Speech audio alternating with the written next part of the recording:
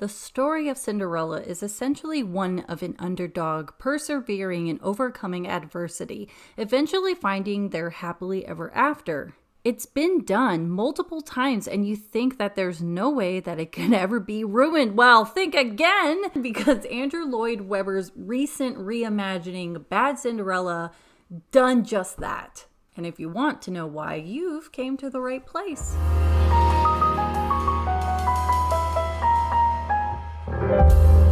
Hello, darlings, and welcome to Performance Perspective, where we talk about different performances and then we share our perspectives.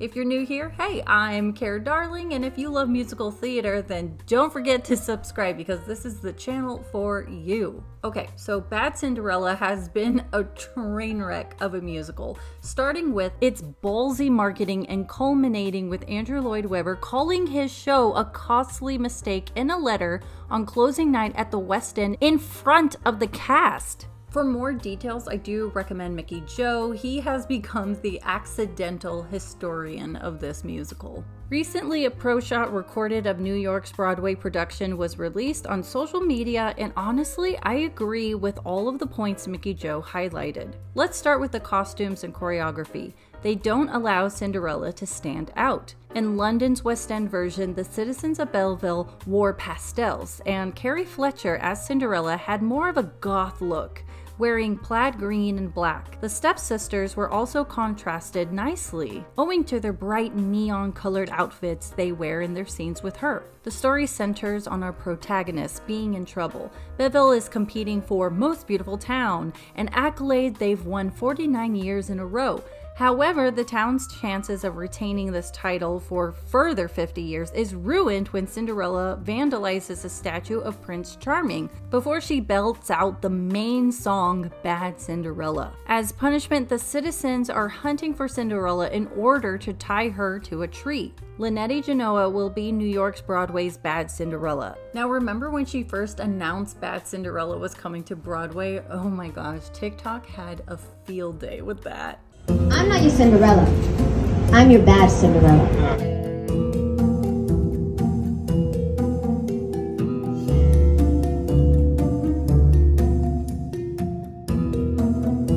And it still lives in my head today. In the pro shot, it appears that Lynette's Cinderella dances more than Carrie Fletcher's version. However, given that Cinderella is portrayed as a rebellious individual marching to her own beat, the sight of her following the same choreography as the ensemble is visually confusing and makes me question this direction. Okay, this is just my opinion, but given all the action that's happening within the scene, I think the song's tempo is just too slow. I recommend go and put the speed to 1.25 and listen to it again. And let me know if you prefer it faster or the tempo it is currently. Now, it might be premature to jump to any conclusions on the basis of a pro shot, and the producers of the musical might still be workshopping the show. What makes me nervous is that the production has released footage and it looks worse than what they did at the West End. What I liked about the musical is its demonstration that the concept of beauty is defined by the society we inhabit. Instead of a fairy godmother being so adorable and magically transforming a pumpkin into a carriage, it's a godmother who wields a scalpel as a wand, performing Botox injections and plastic surgery. Something I like, which is in the song A Price for Beauty, it's almost like it gives Ursula vibes, you know, where she's like, I just need your voice, I'm doing you a favor.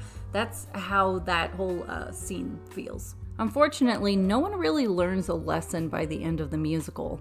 Andrew Lloyd Webber said that there's been adjustments including new music. I just hope that these new ditties help improve the storyline. So there will be spoilers coming up, and if you don't want to know any of that, that is perfectly fine. Have a lovely day, and I would love to know your perspective. Otherwise, I am going to share some of the plot holes that I feel, and I want some answers. So for example, Cinderella was late to the wedding. This made no sense to me because she's talking to her stepsister Adele, and Adele says to her, hey, you still have time to go run and interrupt the wedding for your true love. But Adele makes it to the wedding, and I'm like, Adele, if you are so jealous of your stepsister being able to marry the prince, wouldn't you think she would do everything she can to be like, I don't care, Cinderella, dress as a footman and get on the carriage and let's go. So that was something where I was like, how is she late? Like, Adele could have done more. The next one is I want to know more about the queen and stepmother's history. There's a song called I Know You, and it's almost as if it's a taste of like, what did you guys do in your past? Did the queen marry up? At one point they mention a trapeze, and I'm like, wait a minute, were you in the circus? I actually wanted that storyline to develop, but instead it's like we know each other and it doesn't really go anywhere. Okay, so why didn't Prince Sebastian need to trade anything to get Cinderella's mother's necklace? When Cinderella goes to the godmother to ask for her dream, which is to be hot, and like she's going to the ball, but her wish was, I want to be hot. And the godmother says, your money's not good here, I take dreams. And she says, I want that necklace, which Cinderella never wants to give her mother's necklace away, but then she's like, here, take it, go for it. Only later in the musical for Prince Sebastian to go, that necklace, I recognize it. And the godmother's like, here, take it. And I'm thinking, wait a minute, she just gave the necklace away like that? Like, the prince didn't have to trade a dream or anything. I mean, he could have paid her, but she won't accept money. And it was just that easy? I just don't understand the godmother's motive here. Alright, so the big twist is that the brother Prince Charming comes back, and I want to know, what does this mean for the future? Prince Sebastian had a great moment with the hunky men where he yells at them and demands respect because he will be the future king, only for his brother to come back, and I'm like, ooh, awkward. So this is the last one, and I reiterate, there is no lesson within the story. How the story starts is sort of how it ends. You would think maybe there was a lesson about inner beauty is more meaningful, having self-love. But no, it's just, they sort of just move from, wow, we're beautiful and we're a town of love. But they still treat Cinderella the same. They still treat Prince Sebastian the same. So it's almost like, okay, well, at least the two of you have each other, but yay! We got our Prince Charming back, so bye. Anyways, darlings, my fear is that Andrew Lloyd Webber is once again going to have a cast full of passion and talent, and when this musical flops, he will blame everyone else but himself. I would love to know your perspective on this, and without further ado, take care, darling.